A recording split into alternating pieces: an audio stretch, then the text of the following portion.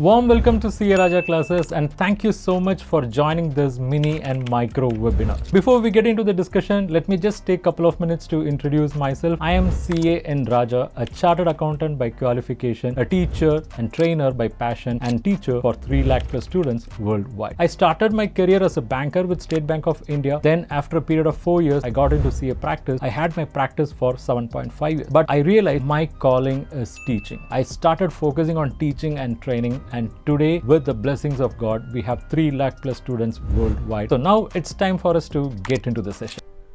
Friends, in this session we'll be understanding what is CMA. In banking, CMA is called as Credit Monitoring Arrangement.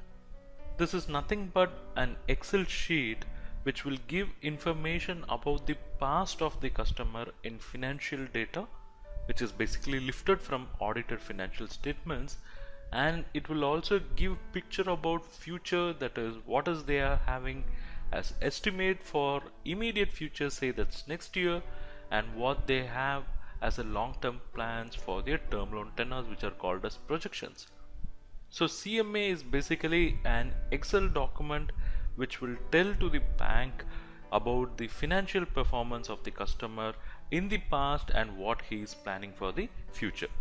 So the CMA will have 3 input sheets. The first sheet is called as operating statement, which is nothing but transferring all the data from the profit and loss statement of the customer. The second statement is called as liability statement, and the third statement is called asset statement, and details for all these will be lifted from the balance sheet. We'll see how a typical CMA will look like. This is how a typical CMA will look like. This sheet is called as operating statement here. So note here OPSMT. This sheet is called as operating statement. This sheet will capture information for the past years as well as for the future, all related to income and expenses of the business. So this sheet basically captures the information from profit and loss statement of the customer as far as the auditor is concerned, and as far as the future is concerned, it is dependent upon the data that is furnished by the customer. So it starts with gross sales and it talks about various expenses from this point, expenses like raw material, other spares, power and fuel, direct labor, other manufacturing expenses, depreciation, then stock movement, selling and general expenses, interest expenses, then operating, non-operating incomes, then finally it talks about the profits and the tax component and what is paid as dividend and what is a retained profit. We will understand all this concept one by one in the subsequent sessions, but this is how a typical CMA will look like, which is basically an Excel document. So this is the first input sheet. The second input sheet is the liability statement, where you will be giving all the information about the liabilities. The audited is picked up from audited financial statements. So here there is a mention audited. Audited is picked up from audited financial statements, and all these estimates and projections are something given by the customer, what he is planning for the future. So the liability statement will classify the liabilities into current liabilities, then all current liabilities will be listed, then term liabilities, that is those liabilities which are payable after 1 year, then it will break the other portion into net worth. This is nothing but the owner's contribution, which are in the form of capital, in the form of reserves, etc. So total liabilities will be captured in this statement, and next statement is asset statement, wherein all the assets which are available with the company and listed in audited balance sheet will be shown here under the audited column, and whatever they are planning for future, whatever the asset creation, that would come under estimates and projection. So the assets are divided into current assets. You have the total here, current assets, and current assets will have various classifications, then fixed assets, and there is something called other non-current assets, and the last element is intangible items or intangible assets. We'll be understanding each and every concept in the subsequent sessions. So I have shown you how a typical CMA will look like. So out of these various sheets, only these 3 sheets are input sheet. So if we feed data into these 3 sheets, there will be outputs in many other sheets that also let us focus.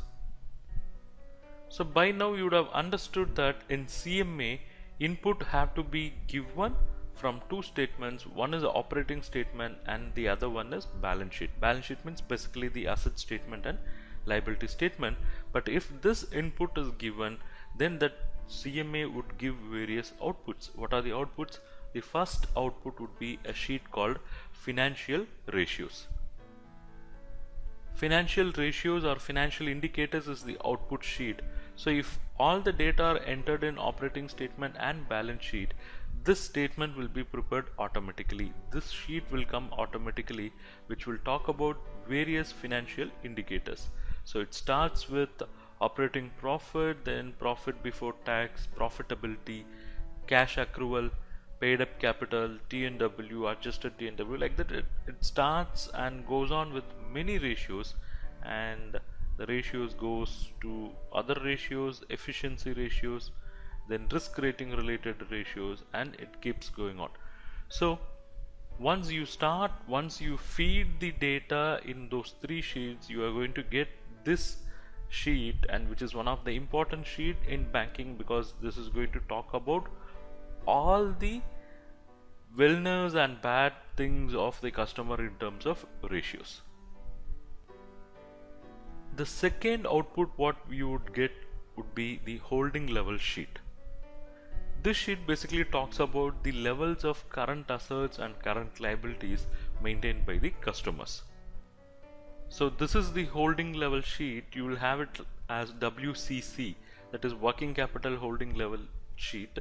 Here this sheet would tell how many months of raw material stock has been maintained, how many days the funds are locked in stock in process, how many days of finished goods are maintained, similarly how many days of credit is given to the customer, then how many days of credit the customer enjoys from his supplier.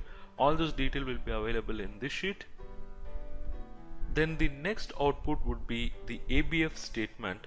ABF is nothing but assessed bank finance. So this statement could tell the bank what could be the possible borrowing requirement for the customer for working capital. So this statement is called as the ABF statement. This statement would take the information from the balance sheet, and finally it would do some various calculation and would tell the bank what could be the assessed bank finance. So what is the eligible working capital finance for this particular customer. So this sheet is very important because it is going to tell how the company has financed its current assets, what are the combination, how much is from net working capital, how much is from bank finance, how much is from sundry creditors, how much is from other current liabilities. And it is also going to talk about certain critical number of days, which is very important in understanding the working capital management of the customer. So this sheet talks about all those, that is ABF assessment. The next output what you would get is fund flow statement. So what is fund flow statement? This statement basically extracts the data from balance sheet and P&L and will classify the funds used in the business and mobilized in the business into two types. One is long term and short term, and it would give very critical information to the banker how much of the funds have been mobilized from long term sources and used for long term purposes, short term sources and used for short term purposes, and crisscross, how much of short term is used for long term and long term is used for short term. So this would be the statement FFL, that is fund flow statement.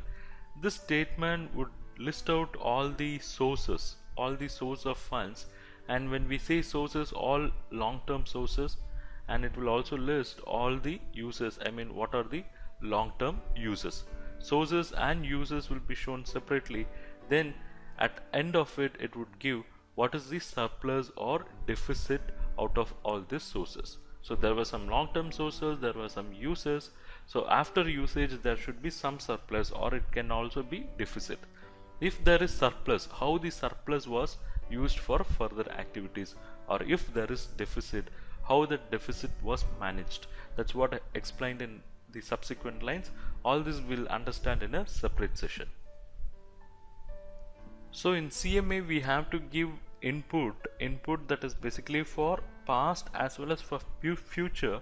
But when you give input for the past 3 years audited financials, you are facilitating, number one, to understand what is the trend of the company, how the company has moved in the past 3 years, and you can also get what could be the average performance of the company, and you will also get to know what is the latest year or immediate past performance of the company.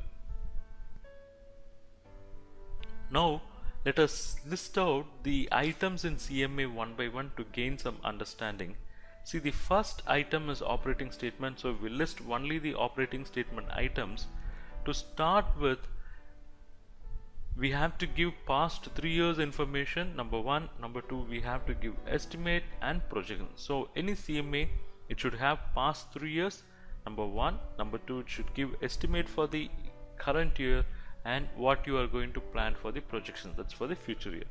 So whatever the items we are going to discuss, that should be given for all these years. First is gross sales should be given, and from gross sales excise duty should be deducted and net sales should be shown separately. So this is basically the income. And on the expenses, to start with, the first expense should be raw material consumed, and that should be broken into indigenous and imported. This information is important because they have to understand how much is sourced locally, how much is sourced from outside country, because when it becomes an outside country purchase, obviously it would require something called letter of credit. For that purpose, this breakup is required. Number two, what are the stores and spares that have been consumed, and that should be broken into indigenous and imported. Then what is the expense incurred by the company on its laborers? So the direct labor cost should be shown here. Here the focus is on direct labor cost. We'll understand that in subsequent session. Then the power and fuel cost should be shown. After this, we have to show the other manufacturing expenses and depreciation. So with this, the total cost would be shown, and with this, opening stock in progress should be added and closing stock in progress should be deducted, and that would give the total cost of production. And with this, we have to add opening stock of finished goods and deduct closing stock of finished goods. That would give total cost of sales. And with this, selling and general admin expenses should be added, and this would give the overall operating cost for the company. And if this operating cost is deducted from net sales, it would give operating profit. And from this only we'll deduct interest cost, which should be broken into working capital cost and term loan cost. Then we have to add the non-operating incomes and deduct non-operating expenses so that we get profit before tax. From this we have to deduct income tax, which is again broken into current tax and deferred tax. And deferred tax liability only the banks would consider. Then we get profit after tax, and from this profit after tax only the dividend will be paid. The first one will be preference dividend and the second one would be equity dividend. And if any profit is remaining after that, then that profit will be transferred to reserves and surplus. In the subsequent session, we will understand each and every item of the operating statement in detail. Thank you for watching this webinar. I am sure you have derived value from this webinar. And if you wish to learn more, I have some good opportunity for you. What is that? Check out. It is this Credit and Financial Analysis Mastery course, exclusively designed for bankers and for those who want to have bankers' point of view. This is a course which we have developed after a detailed analysis, a thorough discussion with several hundreds of bankers and finance professionals. We have identified what is their exact requirement when it comes to SME and corporate credit and financial analysis. In this mastery bundle, I'm going to give you access to various courses. To start with, we have course number 1, Basics of Credit Analysis. In this course, we have explained the basics of credit analysis through various sections, section 1 to 9. Next comes course number 2, that is how to read balance sheet. In this course, we have explained what is balance sheet, how to read them, how to approach them by using real life financial statements. Then comes course number 3, how to do financial ratio analysis like a banker. In this course, we have explained all critical ratios that are analyzed by the bankers, and we have also explained through case studies. Then we have course number 4, how to do cash flow analysis. So through this course you will understand what is cash flow analysis, how to do a typical cash flow analysis. We have used case studies, and reference to Ind AS is also included in this course. Then we have course number 5, that is how to do fund flow analysis. This is a critical financial analysis tool, and in this course you will learn what is fund flow statement, how to analyze them from banker's angle, how to prepare fund flow statement from academic angle as well. So overall 5 courses, each 1499. So aggregate price should be 7495, but you are not going to pay that. For you it's just rupees 2499 for 1 year access, or rupees 4999 for lifetime access. And it is not yet over, you have some more bonus. Bonus is course number 6, how to carry out credit risk rating for non-trading entities. These are all the topics covered in this course. Then course number 7, it is how to carry out credit risk rating for trading entities. Not yet over, you also have access to course number 8, that is how to prepare CMA report for bank loans. It's a comprehensive course which will run for 8 plus 5 hours, and you will learn entire CMA report preparation process. And course number 9, how to prepare cash budget for bank loans. Course number 10, how to assess fund-based working capital. So in this course you will understand what is working capital, what are working capital credit facilities, and how to assess them, what are the key ratios that are related to working capital, and what are the additional key analysis that will be done by bankers on working capital matters. You will get a comprehensive understanding of cash credit, export finance, and there are certain on-demand videos as well. So 5 plus 5, 10 courses of value close to 15,000 rupees, but you are going to get it for 1 year access rupees 2499, lifetime access rupees 4999. Not yet over. You are going to get access to the 11th course, how to assess non-fund based credit facility. So in this course you will learn about letter of credit, bank guarantee, its assessment as well. Then comes course number 12, how to do term loan appraisal and assessment, because it's a complex process with a lot many technicalities. So this course covers all in detail. And course number 13, basic elements of loan proposal. So how a typical loan proposal will be, what are the basic elements that are covered in this course. And we have course number 14, case study on credit analysis. Various case studies based on practical experience and discussion with various bankers and finance professionals are included in this course. And course number 15, this is about collateral securities, where you get knowledge about collateral securities. So overall it's 15 courses of value close to 22,485. It's 1,000 plus lectures.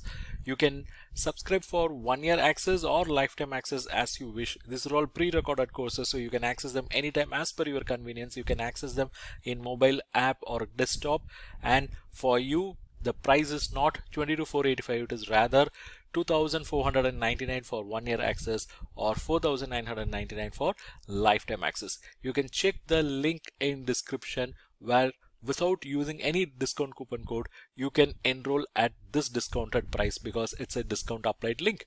And not yet over, you are also eligible for some more bonus. The bonus is access to various ebooks and e-resources. You are going to get access to various financial ratios ebooks, financial management related ebooks. You will get access to financial analysis related ebooks, credit analysis ebooks. Not yet over, you will also get access to other resources like test series, templates, audiobooks, video books, career guidance material, and a bonus resource. Check the link in description and enroll now.